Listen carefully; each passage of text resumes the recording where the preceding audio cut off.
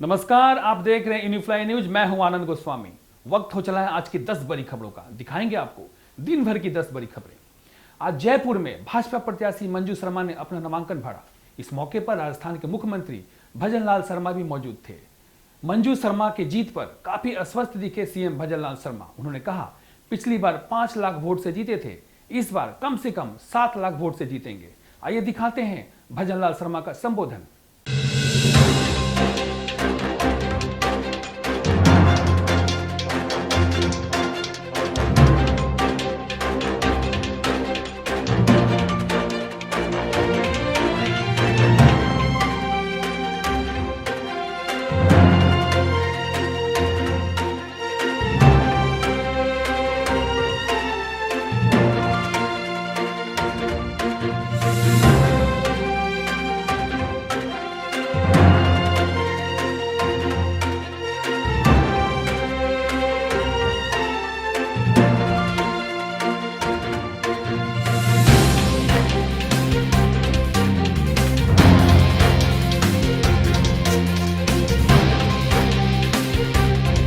कार्यकर्ता की पहचान है।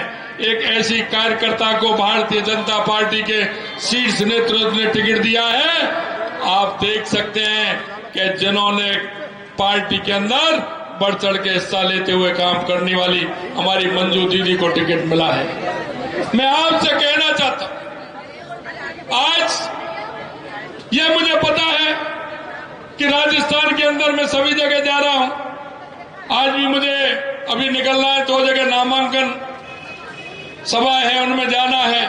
लेकिन मैं कल भी गया था और मैं देख रहा हूं कि राजस्थान के अंदर 2014 में भी 25 सीट आई थी, 19 में भी 25 सीट आई थी और जयपुर ने तो माननीय रामचरण बोहरा जी को सबसे ज्यादा वोटों से जिता करके भेजा था।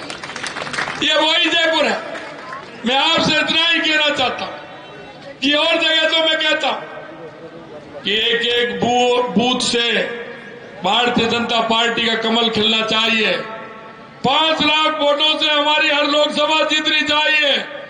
लेकिन ये जयपुर में 5 लाख लागू नहीं होते हैं, क्योंकि बोहरा जी कितने से जीते थे आप? 5,43,000 से तो पहले ही जीते हैं। इसलिए ये तो गाड़ी 6 लाख से ऊपर जाएगी आपकी। 7 लाख से वोटों से जीतना है, ये जयपुर शहर से हमें जीतना है। जयपुर से आज कांग्रेस प्रत्याशी प्रताप सिंह ने भी अपना नामांकन भरा। मौके पर पूर्व मुख्यमंत्री अशोक गहलोत भी मौजूद थे। अशोक गहलोत ने कहा, संसद बनना और सांसद बनकर काम करना दोनों ही अलग चीजें हैं। राजस्थान में बीजेपी के 25 सांसद हैं, लेकिन किसी ने भी कुछ नहीं किया। 50 रुपए की जो सब्सिडी इन्होंने कहा था कि हर महिला को हम 500 रुपए में सिलेंडर, 450 में हर महिला को सिलेंडर देंगे, जो गहलोत साहब 500 में दे रहे थे। आज तक 1 रुपया भी सब्सिडी ट्रांसफर नहीं हुई है। 500 में गहलोत साहब का सिलेंडर ही जनता को मिल रहा है। इनका सिलेंडर चालू नहीं हुआ है। इनका, क्योंकि आपने अभी ठीक कहा, हवाई जहाज टेक ऑफ ही नहीं हुआ, क्योंकि इनका तो तब चलता है जब पर्ची वहां से आती है दिल्ली से। तो काम हमारा है, सेवा हमारी है। और मैं लोगों से कहूंगा, हमारी हत्या कराओ दिन बीजेपी वालों से मत कराओ, घर बुला के जहर दे देना। लेकिन यदि आशीर्वाद दे दिया तो मेरी गारंटी है जान दे देंगे। लेकिन लोकसभा में जैसा गहलोत साहब और रंधावा साहब ने कहा, जयपुर गूंजेगा, मर जाएंगे, लेकिन जयपुर के सम्मान के लिए, राजस्थान के लिए मर जाएंगे, जनता के लिए खून बहा देंगे, लेकिन झूठ, फरेब और धोखा नहीं करेंगे बीजेपी की तरह। और आज कह रहा हूं, पहले हाउस टैक्स खत्म वाले मुख्यमंत्री खड़े, जिन्होंने हाउस टैक्स खत्म किया था बकाया लोगों के 5-5 लाख रुपए। आज कह रहा हूं, अब की बार यूडी टैक्स जयपुर से खत्म। हाउस टैक्स के लिए मैं लड़ा, सीएम साहब ने हाउस टैक्स खत्म कर दिया जब महेश जोशी लड़े उस वक्त, आप याद करो। अब यूडी टैक्स के लिए कह रहा हूं कि अर्बन डेवलपमेंट टैक्स के नाम पर इंस्पेक्टर राज चल रहा है। आपने वेंडर्स पॉलिसी बनाई थी जयपुर में, पूरे राजस्थान में, तो गरीब आदमी फुटपाथ पर थड़ी लगाता था, दुकान लगाता था, ठेला लगाता था। अभी उन्होंने पूरे जयपुर को उजाड़ दिया, 2 लाख बेरोजगार कर दिए सीएम साहब। तो वो वेंडर्स पॉलिसी आपकी ये मान नहीं रहे, वो लागू करवा देंगे, गरीब को उजड़ने नहीं देंगे, मरकर भी जयपुर के लिए जान दे देंगे। मैं जानता हूँ बीजेपी की, तो हमने हमारी ताकत इकट्ठी करके इन नेताओं के आदेश पर मैं चुनाव में उतरा हूँ। मेरी तबीयत खराब थी, लेकिन मैं एक बात कह सकता हूँ कि हम घायल हुए हैं, मरे नहीं हैं। और जनता का आशीर्वाद रहा तो जिन लोगों ने आज ये कह दिया कि बीजेपी तो जयपुर से जीत गई, जीत सुनिश्चित है, उनको वोट नहीं चाहिए। लेकिन मैं गहलोत साहब और रणदावा साहब की उपस्थिति में हाथ जोड़ के जयपुर के लोगों से हाथ गर्दन झुकाकर वोट मांग रहा हूँ। और ये आप ही हमें बचा सकते हो। जयपुर के लोग बचा लिया तो हमारी जान हाजिर, आप देखना, मरकर भी नहीं। पूर्व कांग्रेस विधायक बीजेपी में हुए शामिल। कांग्रेस को जीत दिलाने वाले कांग्रेस के पूर्व विधायक शशांक भार्गव ने अपने समर्थकों के साथ भाजपा का दामन थाम लिया है। उन्होंने सीएम मोहन यादव, पूर्व सीएम शिवराज सिंह चौहान और बीजेपी प्रदेश अध्यक्ष बीडी शर्मा की मौजूदगी में बीजेपी का दामन थामा।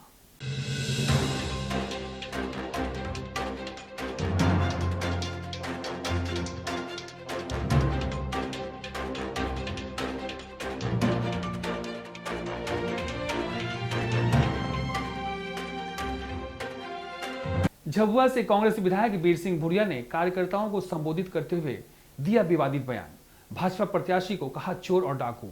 वीडियो हुआ वायरल, देखिए ये रिपोर्ट। हम लोग अपन किसी व्यक्ति विशेष के खिलाफ क्यों बोलें, उससे हमारी कोई व्यक्ति विशेष से कोई दुश्मनी।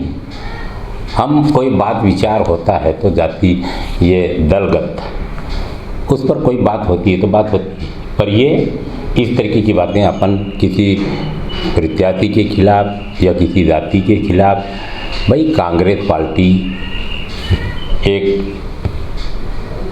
सभी वर्गों का गुलदस्ता है और कांग्रेस में हमको बचपन से लेके आज तक काम करते आए और काम किया और आज तक इस तरीके का कोई विवादित बयान हमारे इस उम्र में और इतना हमारे राजनीतिक समय पर कोई सामने नहीं आया है और हमने ऐसा किया नहीं। और मुझे पता चला कि जैसे कोई वीडियो हमारा जो है बना करके इस तरीके से कोई काट करके बनाया गया और वो उसको लेकर के वीडियो वायरल किया जा रहा है। कई पत्रकार भाइयों ने मुझे फ़ोन भी किया, मैंने कहा हम इस तरीके की बात नहीं करते और किसी जातिगत चिन्ह लगा करके भ्रमित किसी को करना, किसी जाति को भ्रमित करना, किसी के खिलाफ जाना, ये हमारा काम नहीं है। रतलाम के नामली थाना क्षेत्र में 5 दिन पूर्व हुए नीमचा 4 लेन स्थित कंडावासा फंटे के पास 2 युवकों के शव मिले थे, जिनको लेकर घर वालों ने हत्या की आशंका जाहिर की थी। हालांकि शव को कुछ इस तरह से दिखाया गया कि ये एक्सीडेंट लगे, मगर पुलिस ने जब मामले की जांच की तो ये हत्या निकला। नामली थाना क्षेत्र अंतर्गत एक घटनाक्रम हुआ था जिसके अंदर 2 लाशें जो है वो 4 लेन पे मिली थी और उसको एक्सीडेंट का रूप देने के लिए प्रयास किया गया था। और साथ साथ में बांगरोद में एक क्रेटा जो गाड़ी है उसका भी एक्सीडेंट सामने आया था। दोनों घटनाक्रम को बारीकी से इन्वेस्टिगेशन करने के बाद में पुलिस इस नतीजे पे पहुंची है कि दोहरा हत्याकांड का मामला इसके अंदर पंजीबद्ध करके अभी 7 लोगों को हम लोगों ने गिरफ्तार किया है। जो मृतक है केशव गुर्जर और गजेंद्र डोडिया, इन लोगों की आपस में जो रंजिश चल रही थी, कान्हा जाट और सूर्यपाल राजपूत और अन्य लोग जो राहुल जाट और अन्य लोग हैं उनके साथ में, उसी की रंजिश को लेकर ये घटनाक्रम हुआ है। पुलिस ने भी 7 लोगों को गिरफ्तार किया है और जल्दी बाकी बचे हुए लोगों को भी गिरफ्तार करके कोर्ट में पेश करेगी। हत्या करके एक्सीडेंट का रूप उसको दिया गया था, किस तरीके से पुलिस के लिए चैलेंजिंग था, कैसे आपने उसको ट्रेस किया? हाँ, डेफिनेटली, क्योंकि घटनाक्रम जो है वो आपस में अलग अलग जगह पे काफ़ी दूर भी था। तो जब ये घटनाक्रम सामने आया तो उसके अंदर जो उसकी फॉरेंसिक अधिकारी है उसको भी स्पॉट पे ले जाकर उससे पूरे के पूरा नक्शा मौका भी प्रॉपर बनवाया गया है। और साथ साथ में जो क्रेटा गाड़ी का एक्सीडेंट हुआ था उसको भी फॉरेंसिक रिपोर्ट उसकी बनाई गई है और दोनों के आधार पे और साथ साथ में पीएम रिपोर्ट के आधार पे ये क्लियर हो गया कि वो मर्डर है। और बाकी फिर सीसीटीवी फुटेजेस भी हम लोगों को काफ़ी कुछ मिले हुए हैं जिसके अंदर स्पष्ट रूप से ये दिख रहा है कि जो हत्यारे हैं उनके द्वारा किस तरीके से उसकी प्लानिंग की गई है, कहाँ कहाँ से ये लोग आए हैं। तो पुलिस के द्वारा जो है ये सारे टेक्निकल एविडेंसेस भी गैदर किए हुए हैं और भी अन्य टेक्निकल एविडेंसेस का हम लोगों ने सहारा लिया हुआ है। इस मामले को हम लोग जो है एक साइंटिफिक रूप से इन्वेस्टिगेशन करके हर उस व्यक्ति का जिसका इसके अंदर रोल है उसको गिरफ्तार कर और कोर्ट में सजा दिलवाएंगे। एक इम्पोर्टेंट बात आपने बोली है कि व्हाट्सएप जो ग्रुप था, वर्चस्व इनका चलता था, उसको लेकर के क्या सामने? ये बेसिकली अलग अलग एक अपना ग्रुप बना के रखे हुए थे और जो अलग अलग रैली है या कुछ अलग अलग जो इनके लड़के इकट्ठा करके काम करते, तो ये सब चीज़ों के अंदर इन लोगों का आपस में झगड़ा चल रहा था। 2020 में भी जेल के अंदर जब ये दोनों बंद थे तो केशव और धर्मेंद्र का जो है वो आदित्य तोमर नामक व्यक्ति है, विश्वास ग्रुप अपना चलाता था, तो उसके साथ में झगड़ा हुआ था। तो इसी चीज़ को लेकर ये आपस में रंजिश थी और अभी आदित्य तोमर तो यहाँ से शिफ्ट हो चुका है बाहर, मगर उसके साथ के जो लड़के हैं उनका आपस में ये झगड़ा चल रहा था, तो उसी में ये घटनाक्रम हुआ है। किन धाराओं में मामला दर्ज किया है? मामला 302 और अन्य 302, 120 भी 201 के अंदर मामला पंजीबद्ध किया गया है और आगे जो तथ्य सामने आएंगे उसके हिसाब से हम लोग अग्रिम कार्यवाही। न्यू कटनी जंक्शन रेलवे विद्युत शेड में जबरदस्त आग लगी। टीआरएस शेड के बाहरी हिस्से में लगी थी आग और धीरे धीरे फैलती गई। देखिए पूरा रिपोर्ट।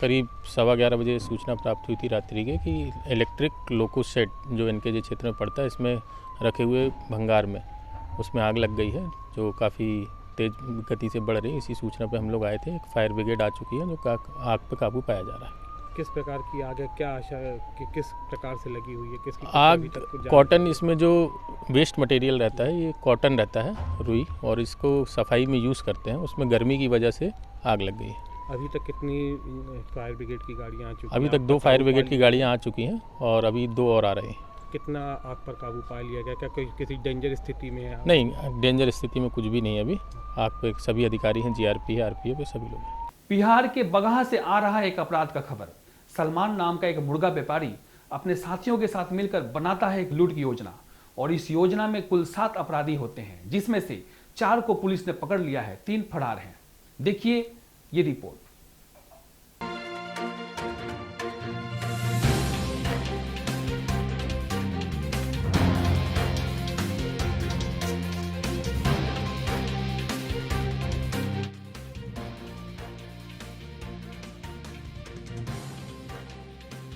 दिनांक 24/3/24 को जो घटना घटी थी उसमें से शामिल 4 एक्यूज की गिरफ्तारी की गई। उनके निशानदेही पे 3 कंट्री मेड आर्म्स, 4 कारतूस और लूटेड 1100 रुपया और पर्स भी बरामद किया गया। और घटना में जो यूज हुआ था मोटरसाइकिल वो भी जब्त किया गया है। 3 एक्यूज और जो फरार चल रहे हैं उसे बहुत जल्द गिरफ्तार कर रहे हैं। इसमें भूमिका किसका था इन लोगों के साथ? ये सलमान में मास्टरमाइंड सलमान था, जो मुर्गा का वो व्यवसायी था, वो मुर्गा लेता भी था, जो इंजोर्ड हुआ है उसी के कहने पे सेटिंग हुआ है और घटना का अंजाम दिया गया। कितने लोग सर शामिल थे? कुल शामिल 7 हैं। 7 में 4 की अरेस्टिंग हो चुकी है, 3 अभी फरार चल रहे हैं, बहुत जल्द गिरफ्तार कर रहे हैं। रायपुर में उप मुख्यमंत्री विजय शर्मा पहुंचे पुलिस लाइन। पुलिस वालों के परिवार के साथ मनाई होली और नगाड़े बजाकर गाए फगुआ के गीत। देखिए ये झलक। से मिले, कैसा महसूस किया आप लोगों ने? क्योंकि इनका कहना है पहली बार कोई मुखिया उनके बीच आया है होली के दिन। होली नहीं, मैं तो स्वभाव तो है, अब ये महसूस करने लगा हूँ। सुबह से उठ करके शाम तक मैं यही सोचते रहता हूँ कि ये गृह विभाग, पुलिस विभाग, ये महकमा बहुत बड़ा है, बहुत काम का है, सारे समाज को सुरक्षा प्रदान करने वाला है, इसलिए इनका मनोबल मजबूत होना चाहिए। यह प्रेस नोट जारी किया है नक्सलियों ने और 30 तारीख को बीजापुर बंद का आह्वान किया। इसके साथ ही 15 आदिवासियों की हत्या का आरोप भी लगा रहे हैं नक्सली।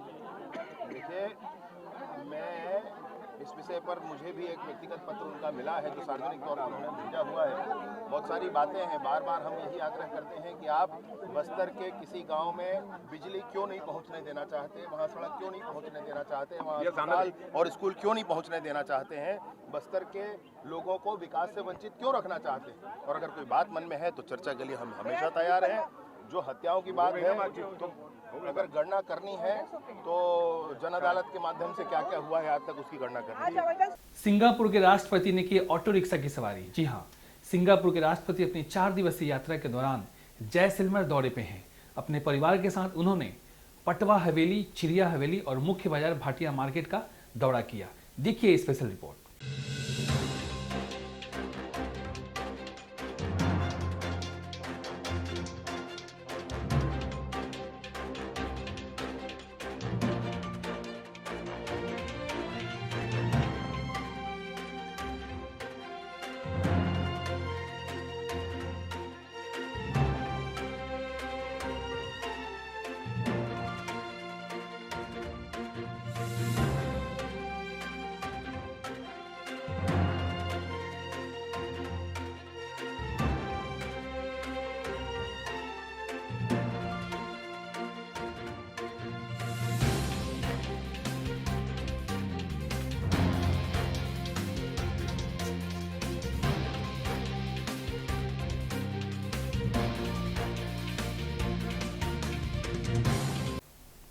तो देखते रहिए यूनिफ्लाई न्यूज, बने रहिए हमारे साथ। मिलेंगे अगली खबर में। राजनीति का गलियारा हो या खेल का मैदान, चुनावी नोकझोंक हो या सामाजिक संज्ञान, हम हर खबर पर रखते हैं अपनी पैनी नजर और लेकर आते हैं हर खबर आप तक, जमीन से आसमान तक। आप देख रहे हैं यूनिफ्लाई न्यूज, जमीन से आसमान तक।